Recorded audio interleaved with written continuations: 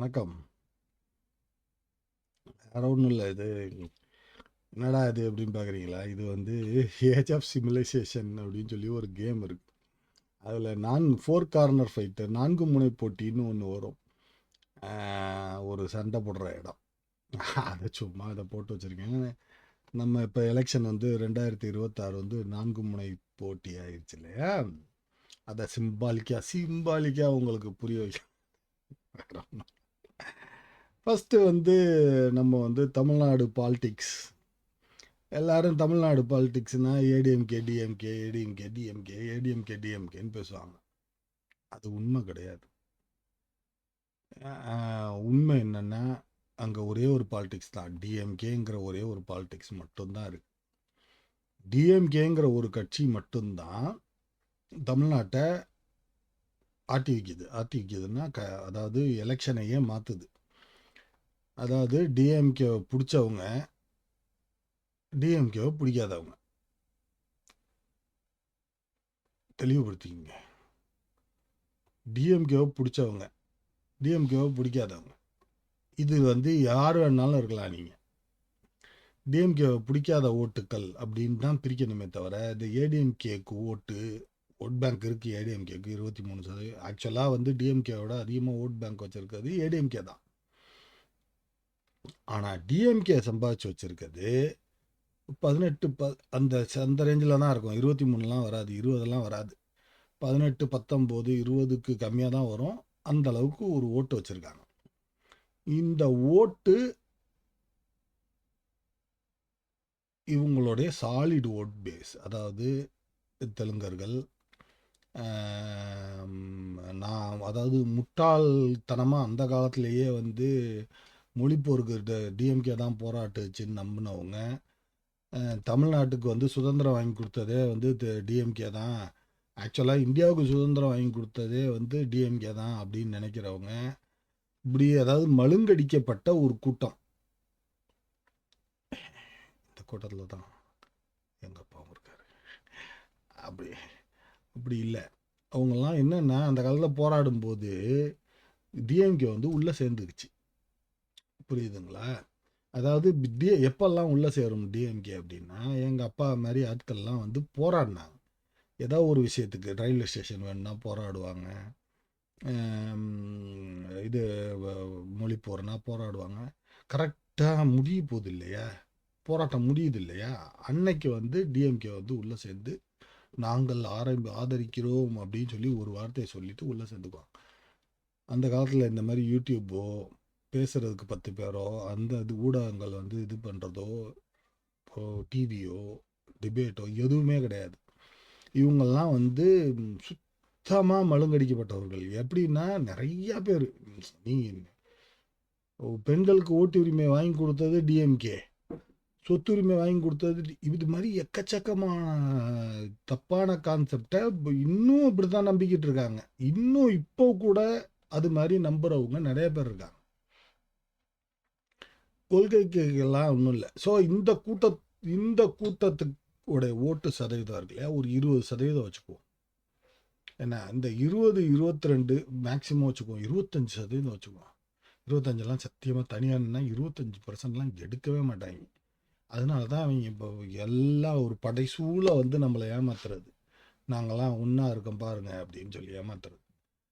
25% maximum வச்சுக்குவோம். மீதி இருக்க 75% தான் கான்சன்ட்ரேட் பண்ண விடப்பட வேண்டிய ஓட்டு. அந்த இது போயிடுதுன்னு வச்சுக்கோங்க. இதுதான் பார்த்துங்க. இதுதான் 4 முனை போட்டியெல்லாம் இல்லை, ஒரே போட்டி தான். டிஎம்கேவுடைய அட்ராசிட்டிஸ் தாங்க முடியாத மீதி இருக்கிற மக்கள். இப்போ இவங்கெல்லாம் பிரிஞ்சு போயிடுறாங்க. எப்படி பிரியிறாங்க? இப்படித்தான் பிரியிறாங்க. எப்படி பிரியிறாங்கன்னு பாருங்கள். இப்போ வந்து இந்த சீமானுடைய புண்ணியத்தினால இந்த தெலுங்கு குரூப்பெல்லாம் போய் மொத்தமாக ஒரு இடத்துல போய் கன்சால்டேட் ஆகிட்டாங்க. சரியா? ஸோ பார்த்துங்க, இது ஒரு சைடு. இந்த சைடு வந்து தமிழ் தலைவர்கள் தான், தமிழ் ஜாதி தலைவர்கள், எல்லாம் ஜாதி தலைவர்கள் தான். இந்த ஏடிஎம்கே கூட்டணியில் இருக்கிறதெல்லாம் வந்து எல்லாம் ஜாதி தலைவர்கள் தான். வன்னியர் ஜாதி, தேவர் ஜாதி, கவுண்டர் ஜாதி, இப்படின்னு எல்லாமே ஜாதி தலைவர்கள் தான். இல்லை 1-2 பேர் ஜாதி தலைவர்கள் முன்னாடி இருந்தவங்க இப்போ வெளியில் இருக்காங்க. அதை விட்டுருங்க. மீதி இன்னும் 2 கார்னர் யாருன்னா, சீமான் தமிழ்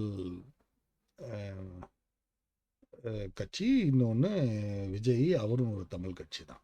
ஸோ இப்போ இப்போ யார் எவ்வளோ புழக்க போகிறாங்கங்கிறத பொறுத்து தான் ஏடிஎம்கே ஜெயிக்குதா ஏடிஎம்கே ஜெயிக்கலையா அப்படிங்கிற கான்செப்டே உண்டு.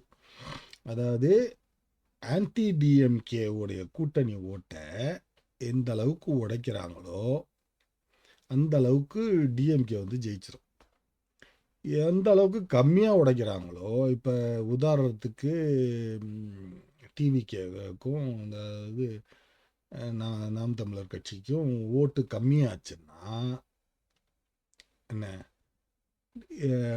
ஓட்டு சதவீதம் கம்மியாச்சுன்னா தன்னால் ஏடிஎம்கே ஜெயிச்சிடும். புரியுதுங்களா? இல்லைன்னா இவங்க 2 பேரும் வளர்ந்துட்டாங்கன்னு வைங்க. அதாவது விஜய்க்கு ஒரு 10% ஓட்டு, சீமானுக்கு ஒரு 12-13% ஓட்டுக்கு மேலே இல்லை 15% ஓட்டுலாம் வந்துச்சுன்னா கட்டாயமாக ஏடிஎம்கே ஜெயிக்காது. சரிங்களா? இப்போ இப்படியே குறைச்சிக்குங்க. இப்போ குறைச்சிக்கிட்டோம். சீமானுக்கும் இவங்களுக்கும் விஜய்க்கும் ரொம்ப கம்மியான சதவீதம் தான் வருதுன்னு வச்சுக்குவோம். சீமான் ஒரு 7% அடங்கிட்டார். விஜய் வந்து ஒரு 3%, 4%, அதாவது மொத்தமே ஒரு 10-12% இவங்க 2 பேரும் முடிஞ்சு போயிட்டாங்கன்னா ஏடிஎம்கேவுடைய வெற்றி வாய்ப்பு அதிகமாயிரும். சரியா? இப்போ இது மாதிரி எதுவும் நடந்துடக்கூடாதுன்னு தான் ஏடிஎம்கேவோட ஓட்டை உடைக்கிறதுக்கு, அதாவது அந்த கூட்டணியில் இருக்கிற ஓட்டையே உடைக்கிறதுக்கு இவங்க 2 பேரும் இறக்கி விட்டுருக்காங்க. ஏற்கனவே விஜயை பற்றி பேசும்போதே நம்ம என்ன சொன்னோம்னா, விஜயை கட்டாயமாக டிஎம்கே தான் இறக்கி விட்டுருக்கு. அதுக்கு ஒரு உதாரணமும் சொன்னோம். கோர்ட்டில் போய் இது சிபிஐலாம் விசாரிக்கக்கூடாது, சென்ட்ரல் கவர்மெண்ட் விசாரிக்கக்கூடாது, நாங்களே விசாரித்து நாங்களே உள்ள ஒரு பஞ்சாயத்து பண்ணிக்கிறோம். இந்த 41 பேர் செத்ததில் விஜயும் அதை தாங்க சொல்கிறாப்புல, டிஎம்கே அதாவது தமிழ்நாடோடைய வக்கீலும் அதான் சொல்கிறார், நாங்களே பேசி நாங்களே முடிச்சுக்கிறோம், நாங்களே எங்கள் ஊரில் விசாரிச்சுக்கிறோம் அப்படின்னு. எந்த அளவுக்கு இருக்குது பாருங்கள். இவங்க 2 பேரும் அவ்வளோ கூட்டாளிகள். இப்போ ராமதாஸ் ஐயாவையும் சசிகலாவையும் இறக்கி விட்டுருக்காங்க. அவங்களுக்கும் வேறு வழி இல்லை, என்ன பண்ணுறதுன்னு தெரியல. ஏன்னா அவங்களும் இருப்பை காமிச்சுக்கணும். அதனால் அவங்க 2 பேரும் வெளியில் வராங்க. இவங்க 2 பேரும் என்ன பண்ண போகிறாங்கன்னு எனக்கும் தெரியல, அவங்களுக்கும் தெரியாது. இவங்களுக்கெல்லாம் எந்த அது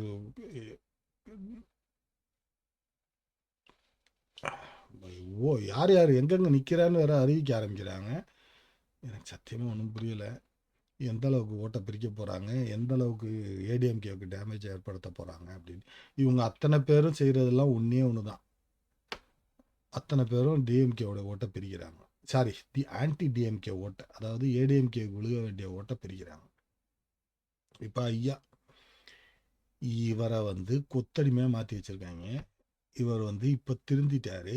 ஆனால் திருந்தினது லேட்டுங்கிறதுனால இவர் ரொம்ப கடைசியில் அமைதியாக, அதாவது என்ன சொல்கிறது, எப்படி சொல்கிறது, கடைசி நேரத்தில் சொதப்பி பானையை உடைச்ச கதையாக ஆயிடக்கூடாதுன்னு சொல்லி இவ்வளோ தெளிவாக உட்காந்துருக்காப்புல. ஆனால் தெளிவான ஒரு மூவ் எடுத்திருக்காரு. தமிழ்நாடு லோக்கல் பாலிட்டிக்ஸில் இறங்குறோம் இனிமேல் திருப்பி பழையபடி, அங்கே மேலெல்லாம் போய் அங்கே உருட்டெல்லாம் முடியாது அப்படிங்கிறதையும் தெரிஞ்சுக்கிட்டாரு. இங்கே தமிழ்நாட்டிலேயே பண்ண வேண்டியது எக்கச்சக்கமாக இருக்குங்கிறதையும் புரிஞ்சுக்கிட்டாரு. டிஎம்கே நமக்கு எந்த அளவுக்கு கூட்டணியில் இருந்தவங்கள எப்படி பழி வாங்கிருச்சுங்கிறதையும் புரிஞ்சுக்கிட்டாரு. அதை விட முக்கியமாக விஜயகாந்த் கட்சிக்கு கொடுத்த உடனே தெளிவாக உருந்து புரிஞ்சுருப்பார். என்ன இருந்தாலும் நம்மவா தான், வேற்றவாள் தான் அப்படிங்கிறதையும் புரிஞ்சுக்கிட்டு இருப்பார். அதாவது தெலுங்குக்கு தெலுங்கு எவ்வளோ அழகாக தெலுங்கு கன்சால்டேஷன் பண்ணுறாங்க, நம்மளை இப்படி தமிழ் ஆளுகளை இப்படி ஒதுக்கி விட்டாங்களே அப்படின்னு. ஆக்சுவலாக இவரும் சீமானும் மட்டும் ஒன்றா சேர்ந்தாலே அவ்வளோ பெரிய வித்தியாசங்கள் வரும். சரி, இப்போ என்ன பேசி என்ன பண்ணுறது. இவர் கார்த்திக் சிதம்பரம் தனியாக எங்கள் ஊரில் வந்து, அதாவது எங்கள் ஊர்லனா காரைக்குடி தொகுதியில் இவர் போட்டி போட்டாருன்னா இவரில் டெபாசிட் கூட வாங்க மாட்டாப்புல. மதிப்பு மரியாதையெல்லாம் இருக்குது. அதே மாதிரி தான் டிஎம்கேலையும் இதே கதை தான். எதிரில் யார் நிற்கிறாங்களோ அவங்களுக்கு தான் வந்து அவங்கள பொறுத்து தான் ஓட்டெல்லாம் மாறுமே தவிர இவங்க அதான் எதிரில் என்ன நடக்குதுங்கிறத பொறுத்து தான். பர்சனலாக இவங்கெல்லாம் வந்து ஜெயிக்கிறது காங்கிரஸுக்கு ஓட்டு எனக்கு தெரிஞ்சு இந்த ஓட்டு இது பறிச்சாங்க இல்லையா, புது லிஸ்ட் எடுத்தாங்க இல்லையா, அதுலேயே பெரிய அளவில் காங்கிரஸோடைய ஓட்டெல்லாம் காணாமல் போயிருக்கும். இப்போ சீமான் அதாவது தமிழ்நாடு பாலிடிக்ஸ் எப்படி மாறிடுச்சு அப்படின்னா, எல்லாரும் வெளியில் வர ஆரம்பிக்கிறாங்க. I am also a that guy, I am also a that guy அப்படின்னு. ஏன்னா அவங்கெல்லாம் ஒன்றா சேர வேண்டிய ஒரு சூழ்நிலைக்கு சீமான் ஆளாக்கிட்டார். நான் போன ஒரு வீடியோவில் சொல்லியிருந்தேன், சீமானுடைய பாலிடிக்ஸ் வந்து இப்படி எல்லாரையும் கொந்தளிக்க வைக்குது, பேசித்தான் ஆகணும். நீங்கள் நல்லவங்களாக இருக்கிற வரைக்கும் ஒரு பிரச்சனையுமே இல்லை, நீங்கள் ஏமாற்றும் போது தான் பிரச்சனை. இப்போ கேரளாக்காரர், இப்போ ராதாகிருஷ்ணன் ஒரு பத்திரிகையாளர் இருக்கார், எனக்கு ரொம்ப பிடிக்கும். அவர் தமிழ்நாட்டுக்காக கொந்தளித்து பேசுவார். எப்படி பேசுவார்னா அப்படி பேசுவார். பேசிட்டு சொல்லுவார், நான் கேரளா தாங்க, ஆனால் இவங்க இப்படி பண்ணுறாங்க, இவங்க அப்படி பண்ணுறாங்க. ஏங்க அதுதானேங்க முக்கியம். நீ என்னவா வேணாலும் இருக்கலாங்க, புரியுதுங்களா? நீங்கள் ஏமாற்ற தான் கூடாது. நானும் தமிழ்னு போட்டு எங்கே போனாலும் ஏமாத்து. ஐயோ முடியலைங்க. இவங்கெல்லாம் இப்போ தான் வந்து உடஞ்சி போய் சீமானுடைய இதில் இருந்து புத்துலேருந்து வெளியில் வர இது மாதிரி வெளியில் ஓடி வர்றாங்க. இவங்கெல்லாம் ஈசல் மாதிரி வெளியில் வர்றாங்க. சீமான் அப்படிங்கிற பாம்பு உள்ள புத்ததில் எலெக்ஷன் பார்த்துங்க. டிஎம்கேல 11 எம்எல்ஏ மினிஸ்டர்ஸ் தெலுங்குக்காரங்க. எவ்வளோ ஒரு இதெல்லாம் ரொம்ப டூ மச்சாக இல்லை. வன்னியர்கள், அதாவது மெஜாரிட்டி பார்த்திங்கன்னா வன்னியர்கள், பறையர்கள், தேவர்கள், இப்படித்தான் வரும், கவுண்டர்கள், இதுதான். ஆனால் 11 மினிஸ்டரு வேறு ஒன்றும் இல்லை, ஒரே பாசம்தான். தமிழ் பாசம் இல்லை, தெலுங்கு பாசம். நம்ம ஸ்கூலை காப்பாற்ற வேண்டிய சூழ்நிலை, நம்மளுடைய நாட்டை காப்பாற்ற வேண்டிய சூழ்நிலை, நம்மளுடைய முருகன் வழிபாட்டுக்கு லீவு, இது எல்லாமே வந்து இத்தனை வருஷங்கள் அடிபட்டு போய் இப்போ தான் கொஞ்சம் திருந்துச்சு, அதையும் கெடுத்து விட்டாங்க. திருப்பி வந்து ஒரு தமிழ் கவர்மெண்ட் அமையணும். தமிழ் ஸ்கூல்லலாம் தமிழே கிடையாதுங்க, சும்மா பேருக்கு எடுக்கிறாங்க. எந்த லாங்குவேஜ், ஏதோ ஒரு லாங்குவேஜை பாஸ் பண்ணால் போதும், ஏதோ ஒரு லாங்குவேஜில் நீங்கள் இது பண்ணால் போதும், தமிழ்லாம் சும்மா போனால் போதுன்னு தொட்டுக்கிறதுக்கு நடத்துகிறாங்க. எந்த அளவுக்கு அப்படின்னா தமிழ் டீச்சரே கிடையாது. சிபிஎஸ்சி ஸ்கூலில் எல்லாம் வந்து டீச்சரே கிடையாது. ஆனால் ஒரு பாடம்னு ஒன்று இருக்குது. எப்படி சும்மா பேருக்கு தமிழ்நாடு ஒரு கவர்மெண்ட்டு அதை உறுதி செய்ய வேண்டாமா? தமிழ் பார்ட் 1 பார்ட் 2 2 இருக்கணும். அதை வந்து நீ பாஸ் பண்ணாதான் உனக்கு, அதை வந்து நல்ல மார்க்கில் பாஸ் பண்ணணும், 50 மார்க்குக்கு மேலே வாங்கி பாஸ் பண்ணணும், அப்போ தான் உனக்கு வந்து காலேஜில் சீட்டு, ஸ்கூலில் சீட்டு அப்படிங்கிற லெவலுக்கு கொண்டு வர வேண்டாமா? டிஎம்கேவுக்கு அடுத்து வர கவர்மெண்ட் கட்டாயமாக அதை செய்யணும்னு நம்ம நம்புவோம். ஜஸ்ட்டு ஒரு ஓட்டு சதவீதம் பார்த்தீங்கன்னா 6% மேலே தமிழ்நாட்டில் இல்லை எனக்கு தெரிஞ்சு. இப்போ இங்கே வந்து சீமான் வந்து காரைக்குடியில் நிற்கிறார். எனக்கு தெரிஞ்சு நான்லாம் வந்து காரைக்குடி சைடில் எல்லாம் தொகுதியிலலாம் வந்து இது எந்த இடத்துலையுமே வந்து தெலுங்குக்காரங்களை பார்த்ததே கிடையாது. மதுரையில் பார்த்துருக்கேன், மெட்ராஸில் பார்த்துருக்கேன், என்ன ஏன் சிதம்பரத்தில் கூட பார்த்துருக்கேன். ஆனால் வந்து இங்கே கிடையாது எனக்கு தெரிஞ்சு. இது ஒரு பெரிய பிரச்சனை. ஆன்டி, அதாவது ஓட்டு வந்து தமிழுக்குன்னு விழுகிற ஓட்டு வந்து எப்படி சீமானுக்கு எப்படி விழுக போகுதுன்னு தெரியல. நம்ம எல்லாம் ஒன்றா சேர்ந்து நிற்க வேண்டிய சூழ்நிலைக்கு டிஎம்கே ஆளாக்கிருச்சு. அவங்களாமும் ஒன்றா சேர்றதுக்கு அவங்க பார்த்துக்குவாங்க. நம்ம வேலையை பார்ப்போம், அவங்க வேலையை பார்க்கட்டும். அதெல்லாம் ஜஸ்ட்டு ஒரு அவுட்லைன் மட்டும்தான் சொல்கிறேன். யாரையும் நம்ம வெறுக்கலாம் இல்லை. தெலுங்குங்கிறது ஒரு நல்ல மொழி. தெலுங்கை நல்லா பேசுங்க, உங்கள் ஊரில் தெலுங்கு பேசுங்க, எங்கள் ஊர்லேயும் வந்து தெலுங்கு பேசுங்க. தமிழ்நாட்டிலையும் தெலுங்கு பேசுங்க. தெலுங்கை வந்து நாங்கள் தெலுங்கர்கள், தெலுங்கு தமிழர்கள்னு சொல்லுங்க. இப்போ மலையாளி ஒருத்தர்கிட்ட பேசுனீங்கன்னு வச்சுங்களேன், அழகாக சொல்லுவாங்க. நாங்கள் இப்போ நான் ராதாகிருஷ்ணன் பத்திரிகையாளர் சொன்னேன் இல்லையா, அது மாதிரி நான் தெலுங்கு மலையாளி தமிழ்நாட்டில் இருக்கிறேன் அப்படின்னு தெளிவாக சொல்லுவாங்க. குஜராத்லேருந்து தமிழ் பண்டிதர்லாம் இருக்காங்க, ஒன்றே அழகாக சொல்லுவாங்க. என்னங்க நீங்கள் எந்த ஊருங்க அப்படி வித்தியாசமான கலரில் இருக்கீங்க? நான் குஜராத்திங்க, தமிழ் தாங்க எனக்கு பிடிச்ச ஊர், தமிழ் தாங்க எனக்கு என்னோடய சொந்த ஊர், தமிழ் தான் படிப்பேன், தமிழ் தான் நடத்துவேன், தமிழில் பாட்டு பாடுவேன். இந்த லெவலுக்கு இப்படி தான் இருக்காங்க. எத்தனை பேர் இருக்காங்க? குஜராத்திஸ் இருக்காங்க, இவங்க இருக்காங்க, வங்காளிஸ் இருக்காங்க, எத்தனை பேர் இருக்காங்க. அழகாக பேசின உடனே சொல்லிடுவாங்க, நாங்கள் எங்கள் சொந்த ஊர் இதுங்க, என்னுடைய மொழி நாங்கள் வந்து இதுங்க, நாங்கள் தமிழ் பேசுகிறது இல்லைங்க, நாங்கள் தமிழ் பேசுகிறோங்க, வீட்டுக்குள்ளே மலையாளம் பேசுவோங்க, ஆனால் தமிழ் தெரியுங்க. எல்லாம் எவ்வளோ தெளிவாக பேசணுமோ பேசுவாங்க. இந்த ஒரு குரூப் மட்டும் நான் என்னன்னே சொல்ல மாட்டேன், நானும் தமிழ்நாடு, நானும் தமிழ், நான் தமிழர் தாங்க அப்படின்னே ஓட்டுறாங்க. இந்த ஒரு பிரச்சனைக்காக தான் எங்கள் ஊரில் ஜாதி பேரை பின்னாடி போட வேண்டிய சூழ்நிலைக்கே நாங்கள் ஆளாகிறோம். இல்லைன்னா நாங்கள் வாட்டும் நிம்மதியாக ஜாதி பேர் இல்லையா போயிட்டு போ, எல்லாரும் சமமாக, நீ தான் பிரித்து வைக்கிற எங்களெல்லாம். டிஎம்கே வந்தால் தான் பறையர்கள் மேலே தாக்குதல், அதாவது தாழ்த்தப்பட்டவர்கள் மேலே தாக்குதல் அதிகமாகுது. ஏடிஎம்கே இருக்கும்போது இந்த அளவுக்கு இருக்கிறது இல்லை. அப்படின்னா என்ன அர்த்தம்? இப்போ நீ வந்தால் சனாதன சக்திகள்லாம் குஷியாகி செயல்படுறாங்கன்னு அர்த்தம். அதாவது டிஎம்கே வந்தால் சனாதன சக்திகள்லாம் குஷியாகி செயல்படுறாங்கன்னு அர்த்தம். 4 முனை போட்டி இல்லை, ஒரே ஒரு முனை போட்டி தான். டிஎம்கேக்கு எதிராக தான் போட்டி. இது மட்டும்தான் தெளிவுபடுத்திக்கணும், அவ்வளோதான். இதில் ஒன்று திருப்பி இப்போ பழைய வீடியோவில் ஒன்றத்தில் சொல்லியிருப்பேன். இந்த தடவையும் டிஎம்கே ஜெயிச்சா அது உண்மையிலேயே தமிழ்நாட்டுக்கு கிடைச்ச ஒரு வரப்பிரசாதம். ஏன்னு சொல்கிறேன் கேளுங்க. என்னடா இவ்வளோ பேசிட்டு டிஎம்கே ஜெயிச்சான்னு சொல்கிறீங்க? தப்பி தவறியெல்லாம் சொல்ல, வாய் தவறியெல்லாம் சொல்ல. டிஎம்கே ஜெயிச்சா அது ஒரு வரப்பிரசாதம். ஏன்னா இந்த இந்த ஒட்டுண்ணி, பாலுண்ணி, இந்த இந்த உண்ணியெல்லாம் இருக்குல்ல, இந்த உண்ணியெல்லாம் இப்போ தான் வெளியில் வர ஆரம்பிச்சிருக்குங்க. இதுங்கெல்லாம் பயங்கரமாக செயல்பட ஆரம்பிக்குங்க. எப்படி செயல்படுங்கன்னா, நாங்கள் தாண்டா உங்களுக்கு சோறே போடுறோம், நாங்கள் இல்லைன்னா உங்களுக்கு எதுவுமே ஜட்டி கூட இருக்காதுன்னு பேசுவாங்க. அப்போ தான் வந்து தமிழ் மக்களுக்கு வந்து எப்போவுமே தமிழ் மக்கள் வந்து ஒரு சட்டில்டு பீப்புள். சண்டையெல்லாம் போடணுன்னா ஒரு பெரிய போராட்டம் வந்தால் தான் சண்டை போடுவாங்க.